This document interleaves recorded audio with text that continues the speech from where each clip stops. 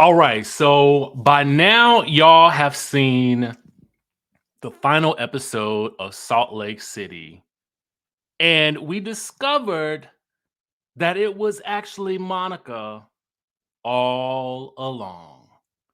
Now, for those of you that don't get this reference, this is a an ode, an homage, if you will, to WandaVision. For those of you guys who are not Disney Plus fans or Marvel fans, and in the Marvel universe, Agatha was a witch who was behind the machinations of the city of Westview in the show WandaVision. And similarly, Monica, it appears, was behind the machinations of all the shenanigans going on down to the Salt Lake City, as we found out in last night's episode and online. Because Monica is not shying away from any of this. In fact, she seems to be embracing it. Judging by the post on her Instagram page, it says, "You know you love me. XOXO RVT." Okay. And for those of you guys who are unfamiliar with RVT, that is Reality Von Teese. Reality Von Teese is a page that has existed for quite some time since the arrival of Salt Lake City and was intent on exposing Jen Shah, and somehow, some way, the other ladies of Salt Lake City got caught in the crossfire. Now, for those of you guys who have not read my book, okay, I'm gonna go ahead and let you guys know that this is very similar to a plot that is a through line in my first book, which was released last March. Coincidental, like purely coincidental, but a masterpiece of television nonetheless. I mean, if you happen to catch last night's episode, I watched it this morning because let me tell y'all something. 2024, okay, I decided your boy is living the luxury life, the fabulous life. And that means that I shall work at my leisure. Okay. I am no longer interested in rushing to do anything. I am only intent on enjoying each and every day to the fullest. Okay. Now, I will still be consistent with my videos, but I ain't rushing. I'm taking my sweet time. I'm enjoying life because life is short. Okay. And I would advise you do the same. So let's get into all of this because I just gotta I gotta give props where props are really due, right? The ladies of Salt Lake City, they did the doggone thing with last night's episode. It had everything that you could possibly want. It was dramatic. It was a buildup. It was a storyline. It featured a storyline that did not play out in social media before the season even aired. We had no idea what was to come. No one leaked this information. Beverly Hills, take note. Okay? Take note, Beverly Hills, for those of you guys who are constantly leaking stories but ahead of the season. Granted, if the stories are leaked, we're gonna talk about it. But it is also refreshing to come across a show or a city in the franchise where we don't know everything before it happens. We even got a mystery solved last night that I knew it was coming, but I didn't know specifically what was going to be said. But we found out that it was allegedly Jen Shaw that gave Heather Gay the black eye. Now, we had definitely been wondering and thinking that. And then, how is it to add to the cornucopia of intrigue and mess? Was it that Jen Shaw, okay, an IG story gets posted on her page while the woman is serving her time in prison? It says Bravo, and now I notice in quotes. So the Bravo docket, this is taken from Queens of Bravo's page, but the Bravo docket happened to post on here that she's not posting for prison for those who are asking, it's her assistant, because that was going to be my question. Like, what in the world? But the quotation marks are an indication to me that somebody else posted this to her page, because again, how in the world, okay, is she managing to get her hands on the Instagram while down to the clink clink? Okay. So it says, Bravo, if I punched Heather in the eye, you guys would have footage to prove it. It's clear the show can't live without me since I was brought up at the beginning, middle, and end of season 4. Andy is still butthurt that I turned down his one-on-one interview. Why would you sit down with someone who gave another cast member a black eye? Next story. Well, it sounds to me as though Heather was covering for the person who gave her the black eye. So I'm not sure why Andy would know that. Also, too, there is a moment where cameras do go down, okay? Here's the thing. Production crews cannot film 24/7. Now, they can place potentially cameras in the home. But again, that also would depend on what rights they have with wherever they were staying. It depends. It's a lot of factors that are involved technically in that. So it stand to reason that Jen Shah could have given her the black eye. It could. But because Heather has waffled on this so much, it does lead one to question what exactly did happen, why she covered for her, and well, I mean, I can think of a couple of reasons why she might have covered for her, but it's just interesting. And it does raise questions as to Heather's credibility. And I like Heather, but it does. Interestingly enough, also too, Monica told us last night as the women gathered to confront her, which the showdown of it all was just epic television. Now, I have my own thoughts about the page itself, and the intent of the page and who all ran it. I do believe Monica when she said that there were several people running it. I believe that to be true, or at least knew of it. And in which case, to me, that makes them all sort of. I look at them all with the same sort of side eye to a certain degree. Now, again, epic television, but when you look at the reality of it and what was really going on, I can see why the ladies will be upset. But who knew? That is the question that I have. Who knew? Now, it's been alleged that we're going to get into what Tanisha had to say. Tanisha is the hairstylist that Heather Gay referenced last night, who was allegedly good friends with Monica. Monica and Tanisha have apparently since fallen out, okay? And Tanisha has quite a bit to say about Monica. Like I said, we're going to get into that in just one second. But my questions for Heather would be, did you not? I got a couple of questions for production, for the cast, for everybody involved. Monica has been on the scene in the sort of entourage of Jen Shah, or at least in her orbit. None of y'all really knew who Monica was. Y'all, I mean, I know she was running around with the blonde wigs, or the blonde hair, but did she look that different? To me, it's like equating, like we don't know the difference between Clark Kent and Superman. I mean, we got eyes. I don't know how long. I mean, why that was ever acceptable, I don't know. Or why the people back then didn't know that Diana Prince was Wonder Woman. You can't tell the resemblance. Are we silly? Are we supposed to be blind to believe that a pair of glasses is gonna change the look of your whole identity? Okay, because guess what? They don't. Okay. Unless there was like some type of big old sunglasses and a mustache with a big nose attached to it.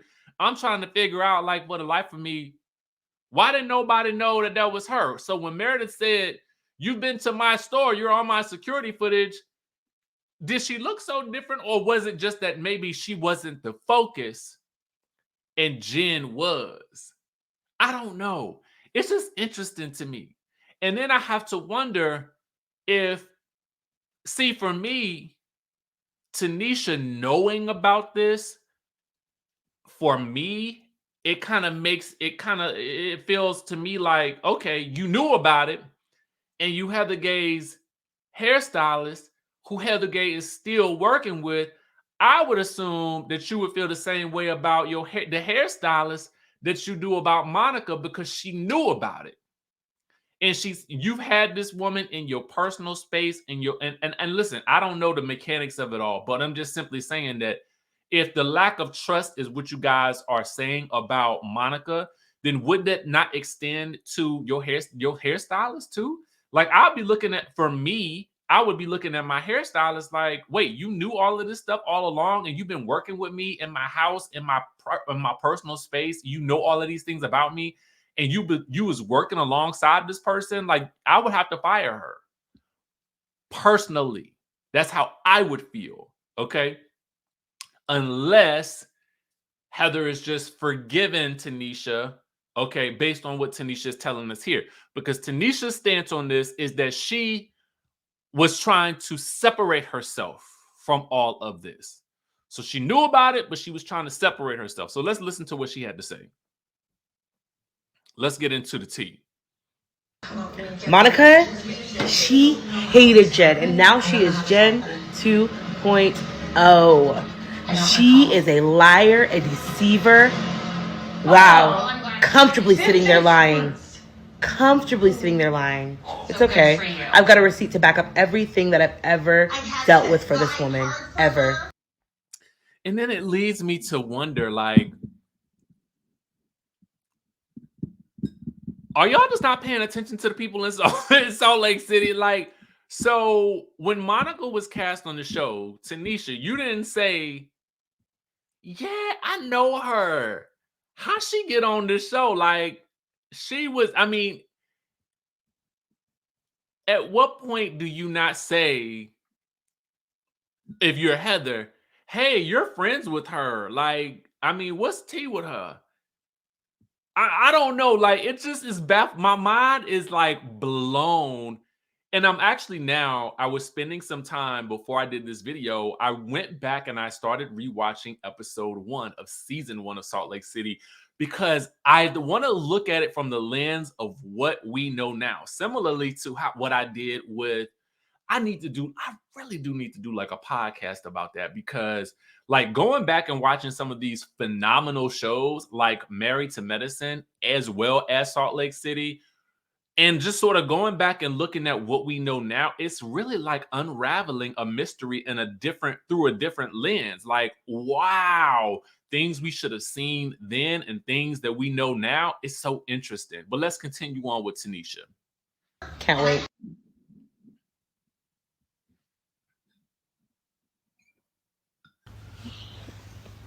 That was a lot.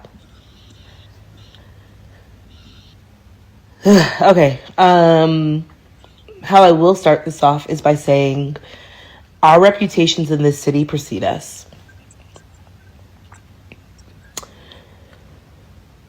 If you've known me, if you've worked with me, if you've been around me, you know my character. If you know Monica, if you've experienced Monica, if you've seen what she's capable of.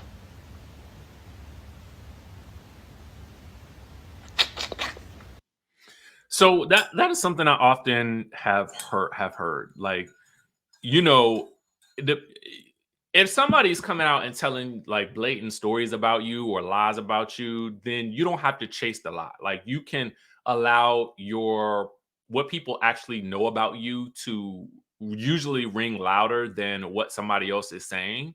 Um, but in this instance, my issue with Miss Tanisha here is that you did know about this site. Now, it's debatable about whoever started the site, because I feel like this. The easiest way to say who started the site would be to simply say, well, whose email is it attached to? Whose email and phone number is it attached to? We could easily shut this thing down right now. Okay? That's who started it. So Let me know. Like who email and phone number is the account associated with? Because the account Reality Von Teese is still up and running, right? It's wild. I definitely have a lot to say. I definitely have a lot of evidence to show that she is lying, completely lying. I just want to make sure I say it with a level-headed, from a level-headed.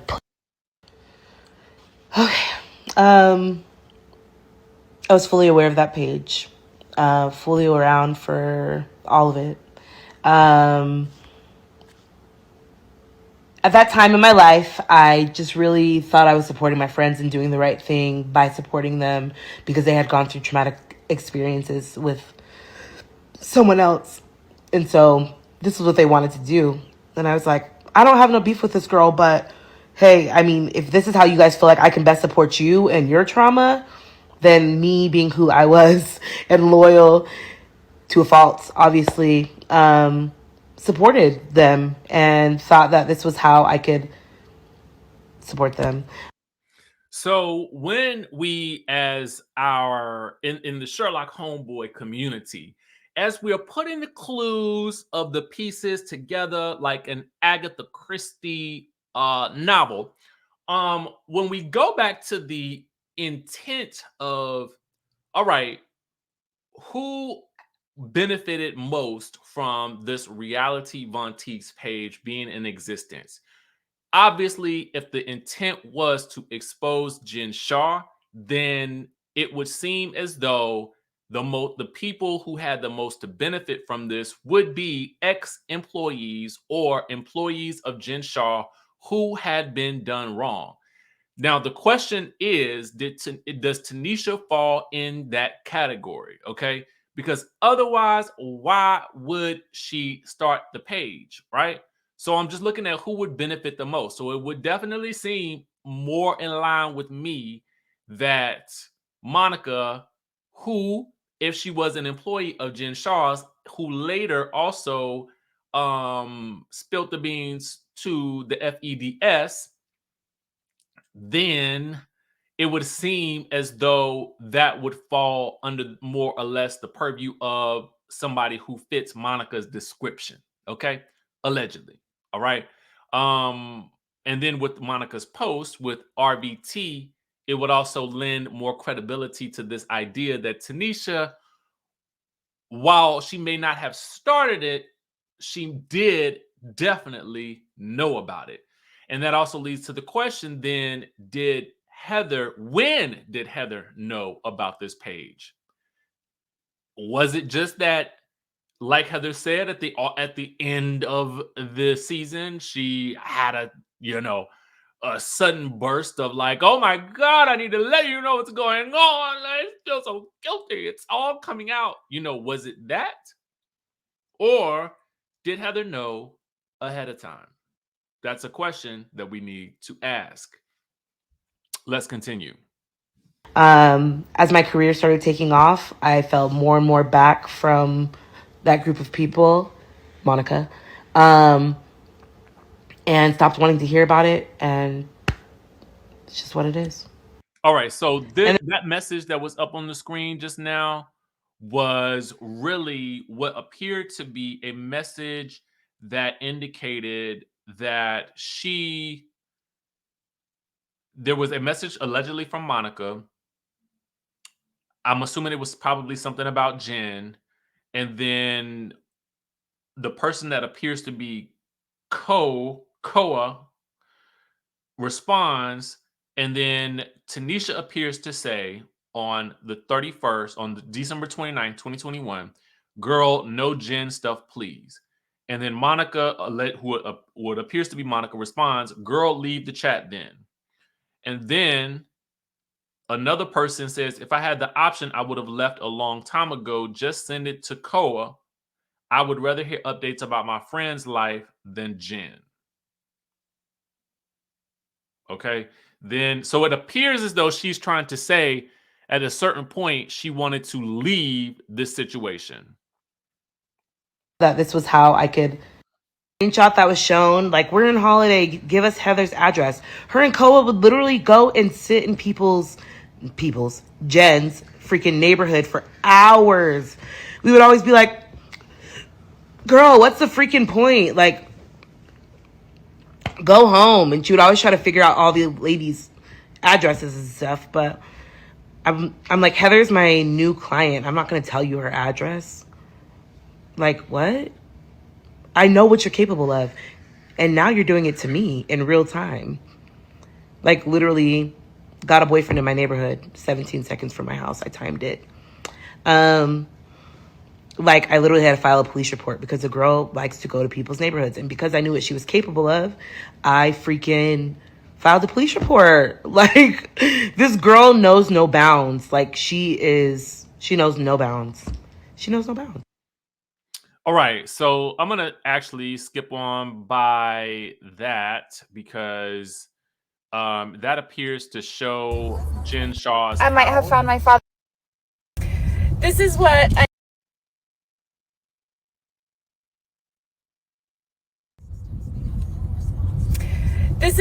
I'm in disguise. Make me a matchmaker, make me a match. Driving by Jen's house. Low key, I think I might have found my father's actual descent. All right, so next you have a screenshot of some messages that say Keeks, allegedly from Monica, says, Keeks, oh my God, I'm so sorry. I feel so bad, but I also get where you're coming from and how you feel. I tossed and turned all night too. And then Koa says, we can't live like this. I refuse to be constantly treated like this. I'm assuming this is as a result of something that Jen has allegedly done. Let me put up the alleged badge on this whole thing. Okay. And so Monica says, were you up all night because you don't want to release them yet? I'm not sure what them yet is, but Koa says, I was up all night because I was upset and sad how things are going. I want to release them today without a shadow of a doubt. Monica allegedly says, I'm so sorry. I found myself thinking the exact same thing often. It was also unbelievable that it really is so hard to truly process everything. And then Koa appears to say, no matter what, we're doing this today. And then Monica appears to say, F her for everything she's done to you. All right. So apparently there's just a lot of talk about things that maybe Jen Shah has done. And then I guess another receipt showing something, someone says, unfollow the page and removed us as a follower. F face stanky BI, I'm blocking her. And then Koa allegedly says, I'm still on. Just let it go. It'll be less drama for us to evade any confrontation with her.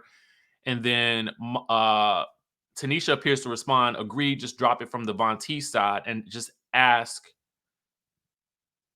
her directly for your money. Monica says, that's why I don't want to post anymore from Von T. So there is an admission of posting as Von Teese. And then it appears as though Tanisha is saying, don't do it then. No need to keep it going. So I think what Tanisha is trying to display here is that she herself was not the person who initiated all of this. But again, to this I say, but you knew about it. So I don't know. It's a very interesting sort of situation here that we have playing out. My question to you guys, though, is do you want to see Monica back for next season? Excuse me, with all that she's brought. I need to see the reunion to really understand, I think, what she is, because she also claimed that Angie K knew about this. So that's another thing. Did everybody like the page when it benefited them and it was going against Jen, and then dislike it when it was turning on them? Because that's the way it appears, as though Angie was also liking and DMing with this account. I mean, I don't know.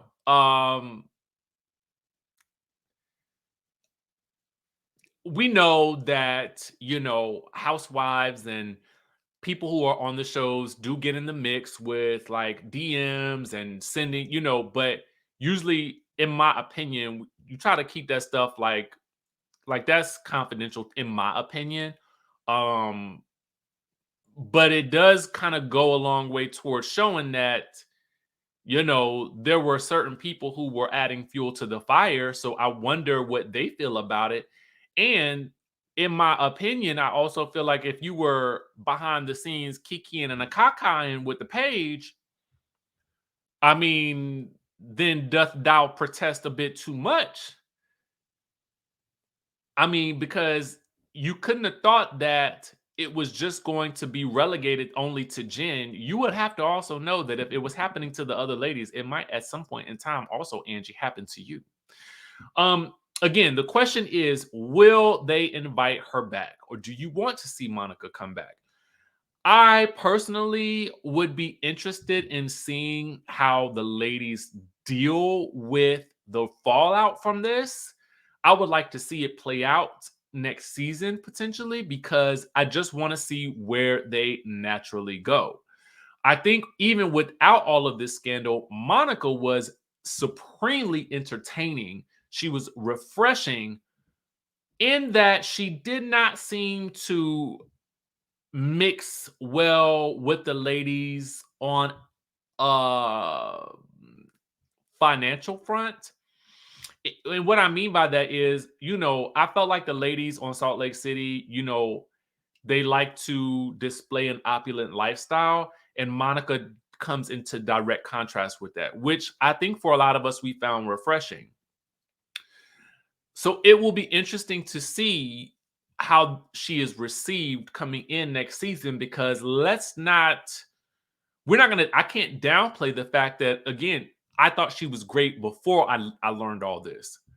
But now I can also understand why the ladies might not want to interact with her, but because she's kind of come in like a wrecking ball, got that first chair at the reunion, it would be interesting to see what happened when the gossip girl is exposed, and will she be able to find herself back into the good graces of the rest of the group? That remains to be seen. I think she's good for the show, but I don't know if her actions are going to be good for the long run of the show. I don't know. Let me know what you guys think in the comment section down below. I'm interested to hear what you have to say. Do you think that, like, she made it seem as though Tanisha was the only, like, the main person, but when you look at it, like, does Tanisha benefit from creating this page? I don't know. It's fascinating. A very, very fascinating sort of storyline, story arc in general. And I'm super interested to know what you guys want. I didn't cover this show this season, and I meant to say this at the beginning because, to be honest with you, I really just wanted to enjoy Salt Lake City for the pure enjoyment of it. Sometimes covering a show tends to create a little bit of stress, because for me, there's a way that I like to cover the shows, right? Um, and I just didn't know that I could give the reviews what I felt like a review typically deserves. I had to talk about this today because there was so much information, and I really wanted to get into the meat and potatoes of what does this mean for the franchise moving forward. And it seems as though this franchise has had the benefit of a scandal to help propel it, in addition to, I think, some great casting. I can't even lie. And they've never lost sight of having Salt Lake City as the sort of seventh or eighth housewife. You know what I'm saying? They've never lost that sort of the backdrop of snow-capped mountains and the Mormon sort of element to this, as well as, there's a certain music that goes along with Salt Lake City that I just feel like they've managed to retain the theme of the city. And I felt like if they don't lose that, I think that this franchise can continue to go on.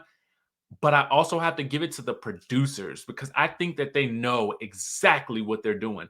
And it also makes me wonder, because production is smart, how much they knew about all of this going into the new season to have casted Monica in the first place. Makes you wonder. So anyway, let me know what you guys think in the comment section down below, and I will catch you, of course, in the next video.